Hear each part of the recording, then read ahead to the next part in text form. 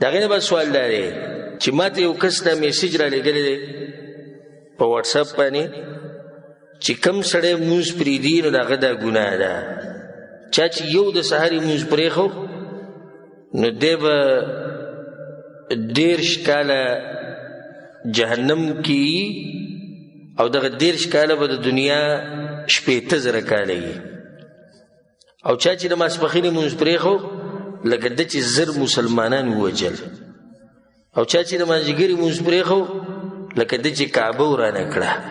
او چا چې د ماښام مونځ پرېښو لکه ده چې د مور پلار سره زنا کړي. او چا چې د ماسخوتن مونځ پرېښو نو الله د ده په رزق کې د ده په جسم کې د بچو کې هغه برکت ته ختم کړي. د دې مبارک وي تاسو وایي الجواب بالله توفیق هغه ده چې په دې کې څه شک نشتی چې فرض مونځ عمدن پرېښوده دا په غټو ګناهونو کې غټه ګناه ده وروسته د شرک نه. د زنا نه د دې ګناه زیاته ده د مونځ قصدن پرېښوده. یو سړی قصدن وجل دا ګناه کمه ده د دې ګناه نه چې یو سړی فرض مونځ قصدن پرېږدي. غلا کول دا ګناه وړه ده په نسبت د دې چې سړی قصدن مونځ پرېږدي. شراب څښل دا وړه ګناه ده په نسبت د دې چې سړی قصدن یو مونځ پرېږدي. الله سبحانه وتعالی به دا سړی شرموي په دنیا کې او په آخرت کې.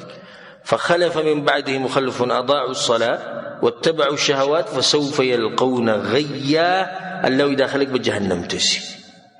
دا شان عبدالله بن مسعود روایت دی چې من سره کله چا خوښي چې سحر له سبا له الله سره داسې میلاو شي چې مسلماني فليحافظ على هؤلاء الصلوات د دې مونځونو حفاظت دې کوي.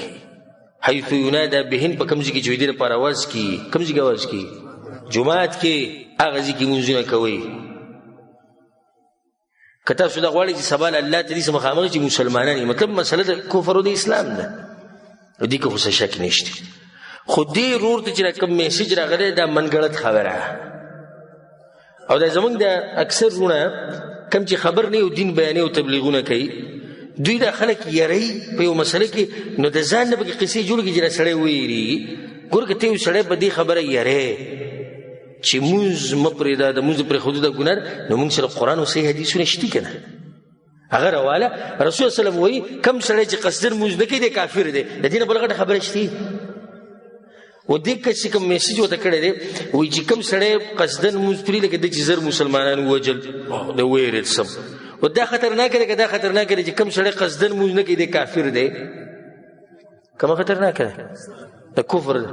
نو موږ سره صحیح حدیثونه شته موږ سره آیتونه شته دا قسمه میسیجې د دې خورول د دې نشر کول. د ټولو خویندو وروڼو ته نصیحت کوم چې نن سبا خصوصا د فیسبوک او واټس اپ او د ګن بلا راوتې ده چې څه شی نشر کوئ نو مخکې تحقیق کوئ.